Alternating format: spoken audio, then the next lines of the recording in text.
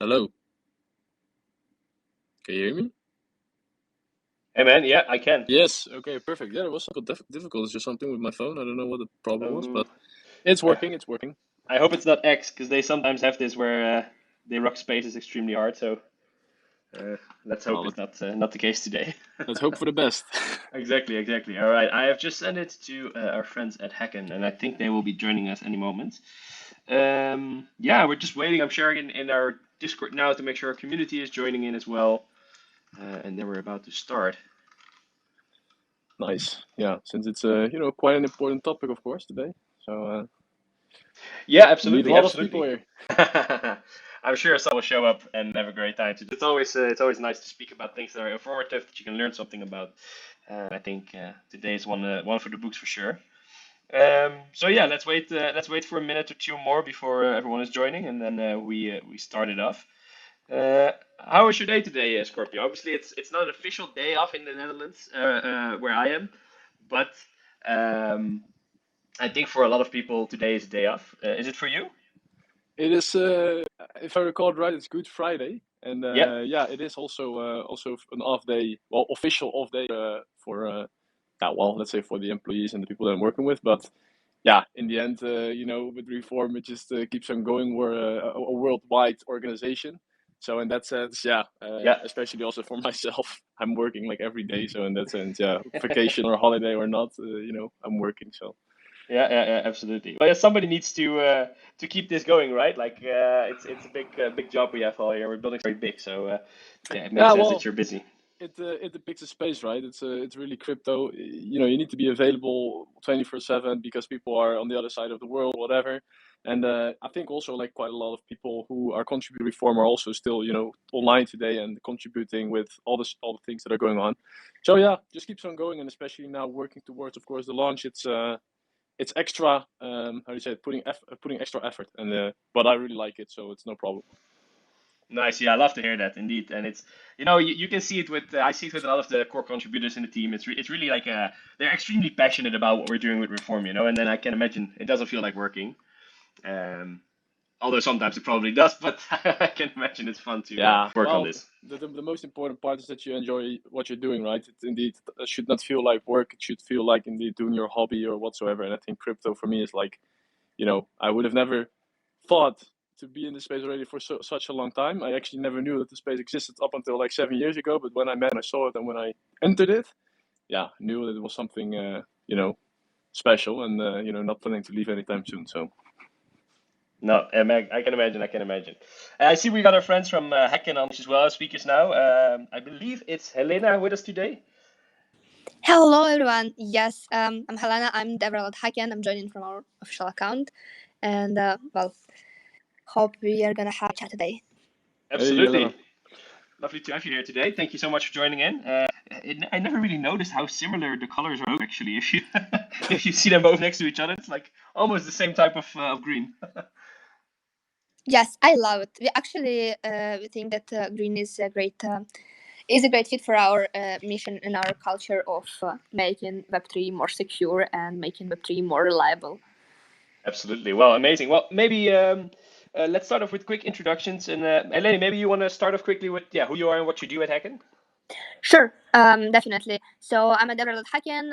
I'm bringing in this more Gen Z role. So I do a couple of different things. I actually work closely with the technical team, with our auditors on all of the audits we do at Hacken here. But also I do participate in our public activities and our marketing activities. So I'm like on the two different battlefields. Exactly. Nice. Great, great. Well, great to have you here today. Scorpio, for the people that don't know you, I mean, I can't imagine people don't know you yet, but let's introduce yourself with Scorpio's core contributor. Yeah, for sure. So, yeah, core contributor of Reform, mainly managing the operational side of things, also doing quite some business development lately, which is also an important part, of course, like I just mentioned, working towards the launch. But yeah, that's me and what I'm doing for Reform now. Lovely, lovely, lovely. Well, guys, and I'm Paulus. You probably have seen me in all the broadcasts and spaces. I host these, and yeah, we have an interesting one today about smart contracts and security. And obviously, we're joined by Hacken. Well, Helena, thanks so much for being here again. I will start actually with some questions for Scorpio because first we want to dive a little bit into some of the basics, and then later I would love to talk with you a little bit about Hacken and what you did for us and why it's so important that you're around. But first off, yeah, the basics with Scorpio. It's like we're back in the Reform Academy, Scorpio. Nothing changes ever, right? So let's start with the basic. Maybe you can very quickly explain what a smart contract is for the people listening.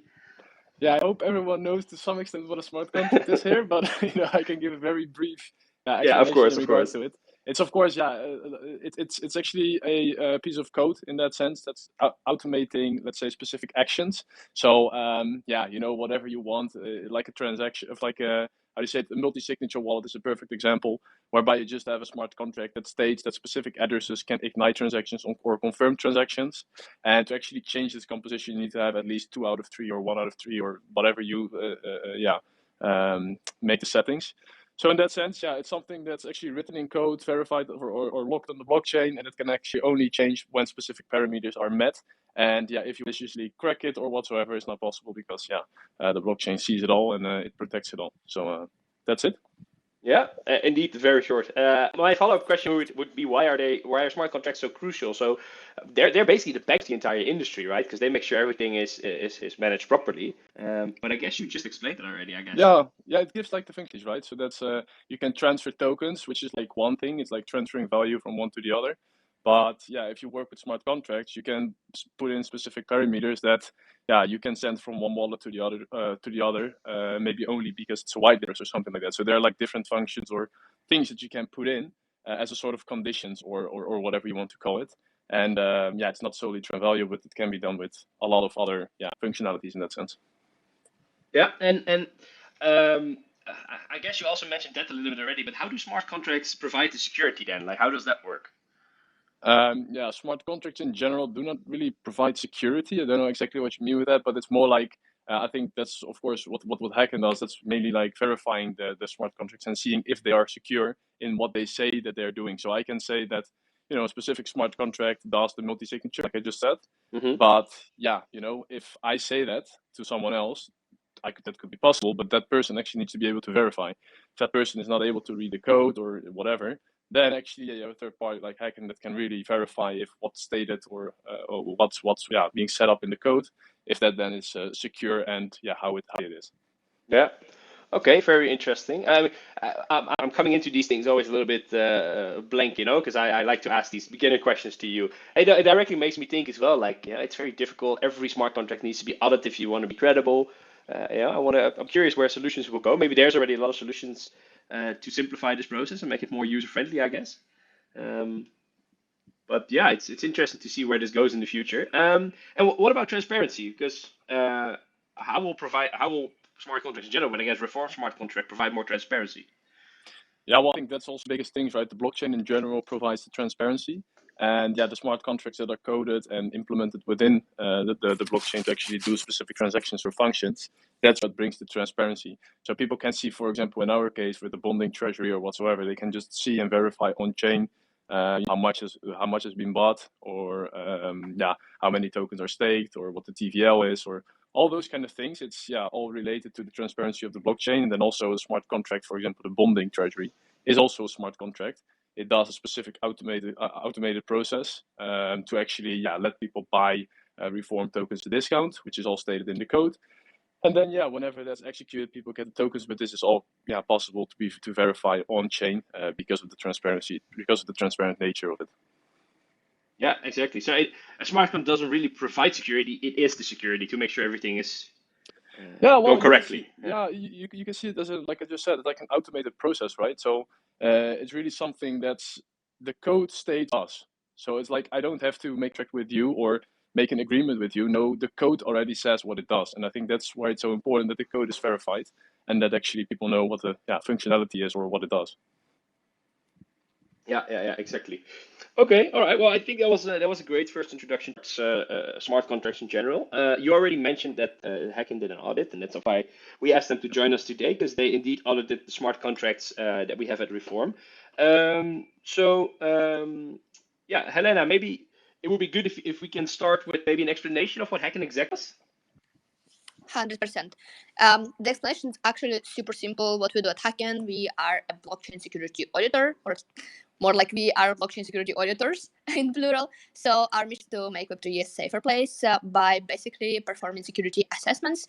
So that's our main occupation. We do security assessments on very different types of code. So this is actually not only the smart contracts, which is the core component for the EVM ecosystem, but also we do audit L1 blockchains, which are all of the other chains built on Cosmos or whatever else. We do CCSS audits and any other security consulting possible.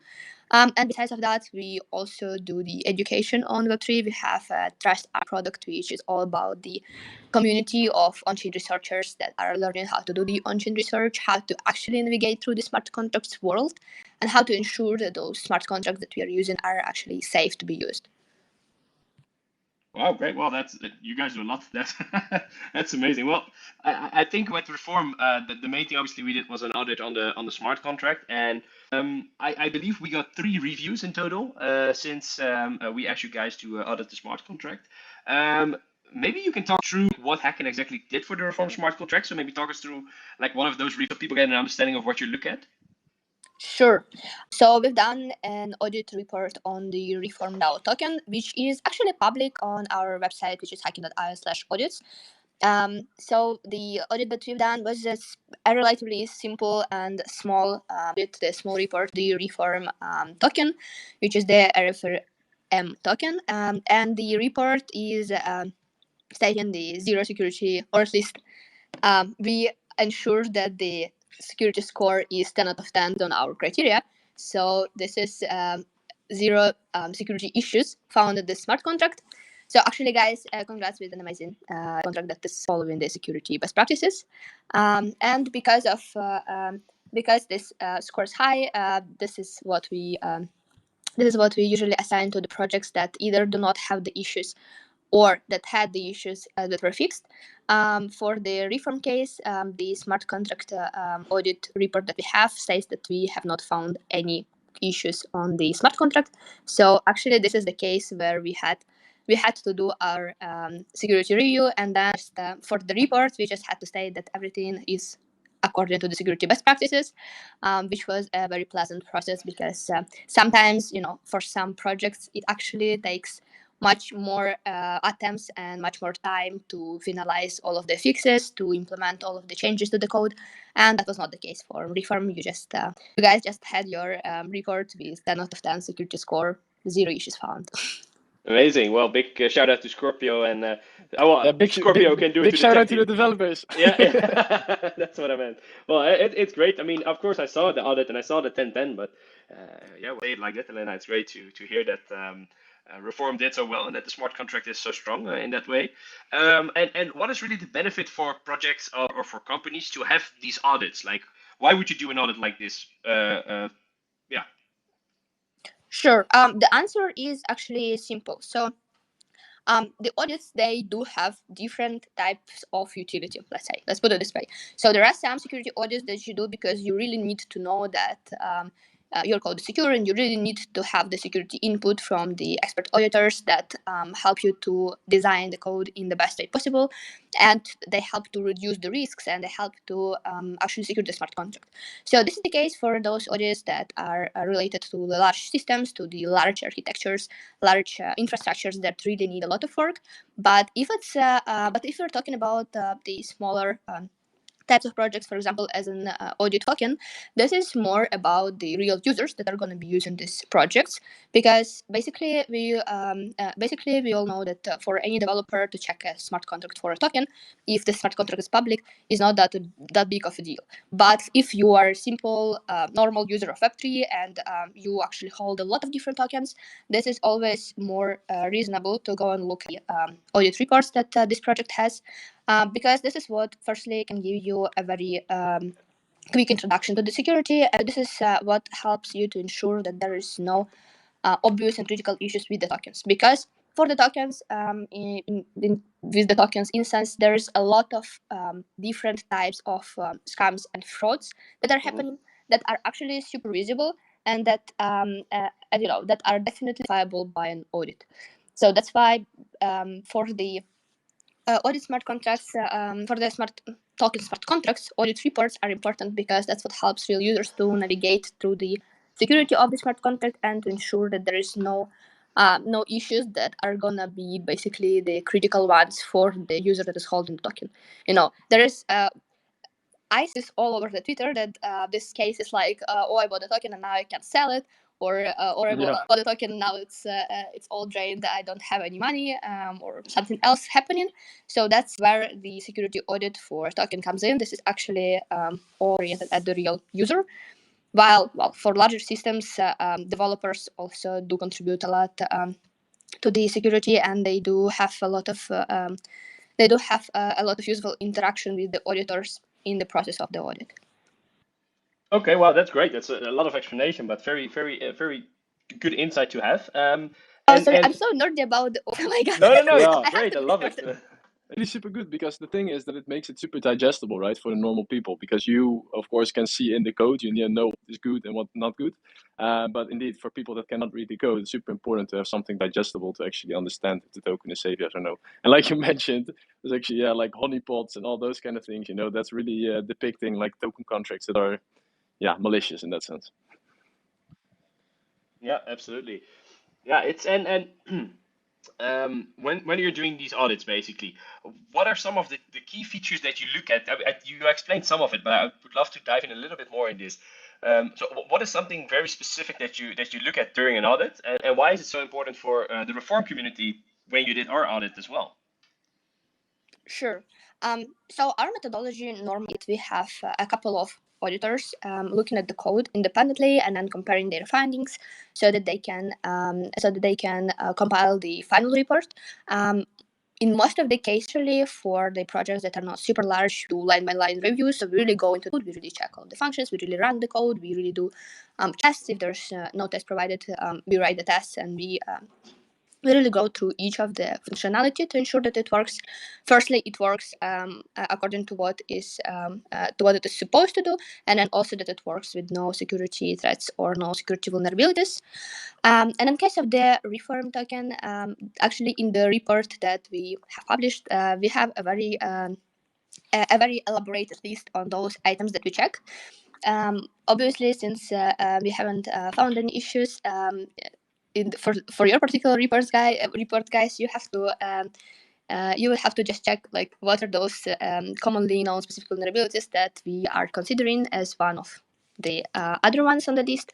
So, for example, for those security vulnerabilities that we were considering for the reform DAO token audit, there were, for example, the vulnerabilities like access control and authorization, which is a very interesting and very common vulnerability in the Web3 token contracts. Sometimes there is the function that allows to take over the ownership, or generally the critical functions of the contract are exposed to someone. So this is something that we definitely check. Or, for example, we don't have the data consistency vulnerability in our list, which basically means that the data should be consistent all over the smart contract, or, for example, token supply manipulation, which is very relevant for the token contract. This is one of the vulnerabilities to check for. While doing the security audit, we always check if there is no way to mint the tokens other than in the accordance with the rules specified in the white paper or documentation. So this is actually just a couple of the issues, but we have a list of, I don't know how many, but this is probably like the different issues among all of the ones that we check for. For the reports that we prepare, we usually state all of the risks in addition to the findings and in addition to the vulnerabilities that we found, which basically means that in our case, the approach is very comprehensive. Even if there is no particular vulnerability in the contract, there still might be some risks, or there still might be some things to consider. So that's also what we always add to the reports, in a way that a user would understand, and in a way that someone who is actually using the product would be able to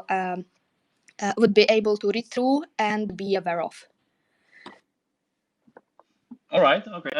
Well, thanks so much for explaining that in so much depth. It's really really interesting to learn in that way. For me as well, I'm when it comes to all these the tech side of this, it's not my forte. Let's put it that way. So it's very interesting. Well, I also wanted to have a look. I guess more a general look on security within the industry. Um, where do you believe are the biggest vulnerabilities within the crypto industry? Is that with smart contracts that are not properly, yeah, created and audited? Yeah, also the ones maybe with that had exploits, like the biggest hacks or anything like that. I'm also actually quite curious for that. Like, what are the, you know, biggest things that can create these exploits where a lot of money is being drained or whatsoever? What are those vulnerabilities? Well, let's maybe start with the definition of what is the security exploit in Web3 or something. So usually when we talk about this, we always consider the definition of it being the exploit that somehow is making people lose their money. So mostly those are the exploits that are the most that bring the most damage to the users, and also those are the hacks that we usually see all over Twitter that are being discussed. That's mainly the most important threat that we have in the Web3 space. Web3 always interacts with money, so whenever it comes to the interaction with the money, there is a risk that this money will be lost, and there is a risk that this money will not be handled properly. As we know, as Scorpio already explained, smart contracts do facilitate the interactions between the people in the Web3 space, but that actually never ensures 100% that this interaction will be safe. Definitely, it ensures that this interaction will go as it is stated in the smart contract, but the smart contracts sometimes state very different and very weird things. So that's why we usually explain the importance of the Web3 security audit in a way that the Web3 security helps you to understand that the smart contract interacting with is actually the smart contract that is doing what you think it's gonna do. And if it's not doing what you think it's gonna do, you can check the report and you would see what are those issues that were found and what are those issues that were fixed or not fixed, to consider what might be the risk of interacting with the smart contract. And basically, if a smart contract doesn't have a report, that basically hires the chance that the interaction with this smart contract might really bring some financials. And in terms of the Web3 security, in the Web3 security exploits and hacks that have been happening, we recently published our yearly security report about the security hacks in 2023. This is a super large security report, and I would definitely advise. And of course, I had take my opportunity to promote the report because we worked on this report for a good month with the researchers and with the auditors. I'll just send the link up here in the thread. And well, Yeah, that's actually great. Then people can really check for themselves, like, what are most common things. I think it's awesome. Yes, and if we check, so what we have done this. Okay, I just sent and I used my personal account. Sorry, guys. But I have different accounts on different devices. So, well, if you check the number of cases per category with of value loss, we prepared the infographic and it states, it clearly shows that actually the total amount of funds stolen, the largest total amount of funds stolen, was in the category of lending and borrowing platforms. But it was actually only 27 incidents in a year, which led to $377 million of losses. In comparison, there were 281 cases with the token smart contracts being compromised, but in fact, it only led to hundreds. Only, oh my god, this is not only, there's a lot of money, but it only, in comparison, it only led to $147 million of losses. So is like 2 times less, which basically explains our industry pretty well. The smart contracts for tokens get compromised very, very often. That's why the audit report is actually crucial for any token to get, but the most money is lost usually on the lending and borrowing platforms, because that's where people usually invest the most of the money to. But the second category, which is not that far in terms of the total amount lost, is bridges. Bridges Okay. do have a very high risk of the security issues, and as they are very complicated in terms of their structure, they usually encounter a lot of different small and not trivial security vulnerabilities, which require a lot of effort put into to ensure that they are fixed and they will not influence any kind of the user interactions. Okay, that's awesome. Yeah, very interesting. And I think, because obviously even when smart contracts are audited, it might sometimes happen that because I assume a lot of the contracts that were breached or the hacks that happened, that these smart contracts still had an audit done before by someone. And as you already mentioned, there's millions, if not billions, a year that get lost. Sometimes even in one. Do you think human error is still the main cause of all these hacks? That I don't know, they leaked their seed phrase or something like that. Like, what's the main reason for these hacks? Obviously, you mentioned the different areas happen, but is it human error or is it the tech that's failing? I have a very perfect answer that I've answered from my colleague. She once said, actually, it is all probably a technical error in the Web3, but all the smart contracts are still coded by people. So wherever the tech error was, it was actually coded by a human. It was implemented by a human. It was pushed to production by a human. So we can never take off the responsibility of the hacks from the teams. From the team's shoulders, because that's still the humans that are implementing the smart contracts. There's still the humans that are working on all of the projects. So that's the duality of Web3. Everything, every hack and every exploit that happens, there is always a part of the technology that failed, but there's always a part of the people that did their mistakes. Soon we can also blame the AI, I think. That was my next question as well. Like, will AI actually be the solution for this, right? Like, I can imagine, especially from how I know AI and I use ChatGPT daily, and if you see what it can do, I think if you give it the right tools and the right, if you give it a perfect smart contract, it probably can create those for everyone in the future. Then that should be the security problem fixed, right? We hope that it will help somehow the developers, but from our practice right now, there is not a single AI tool that is able to code a comprehensive and secure smart contract. Yeah. And even though we do use AI tools in our audit methodology, our auditors always engage a lot of different methodologies, a lot of different approaches to test the smart contracts. It's never a single way of looking into the code and reading through the code. It's never sufficient to only rely on the technology, at least in its current stage. And obviously, we are very interested about all of the AI developments in the smart contract.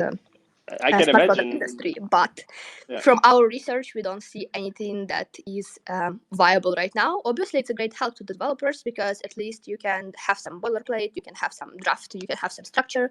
You don't have, you don't have to actually type every single character. You can use Copilot. You can use Copilot. You can ask ChatGPT. You can maybe ask some other more specialized AI tools for help.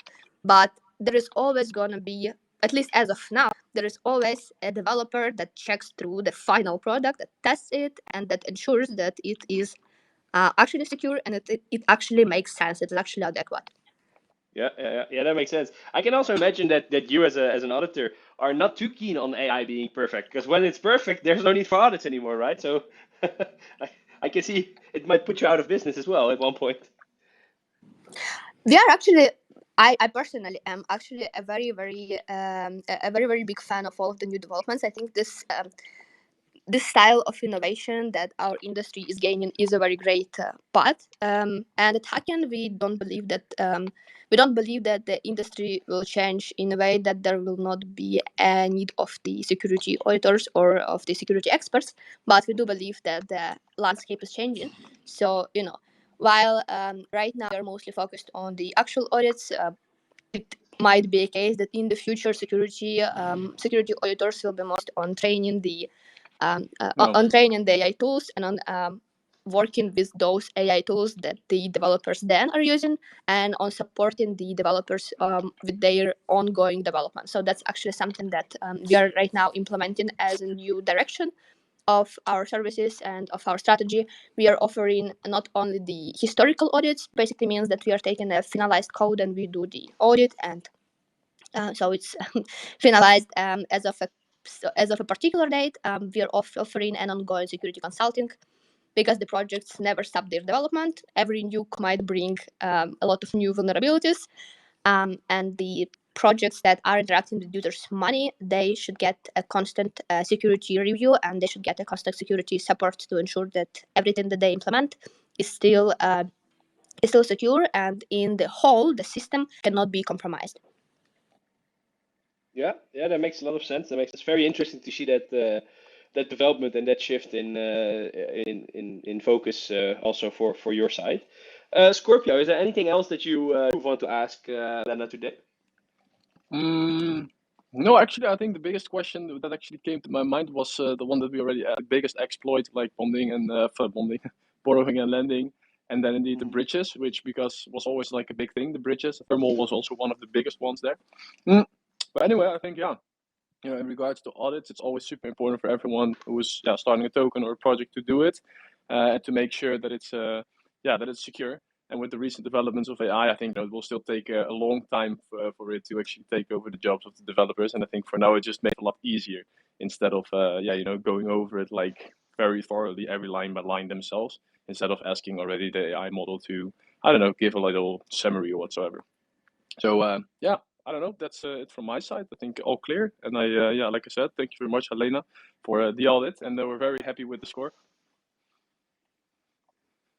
Thank you guys for having me, and always happy to be a representative of the Hacken audits when are super nice. satisfied. Very happy to hear that. Yeah, you elaborated everything perfectly. I think it's like very clear for people now what it exactly comprehends and what's all possible, and also of course an insight of the biggest things that occurred over the last years. So it's perfect. Maybe Paulus, you want to do something else, or?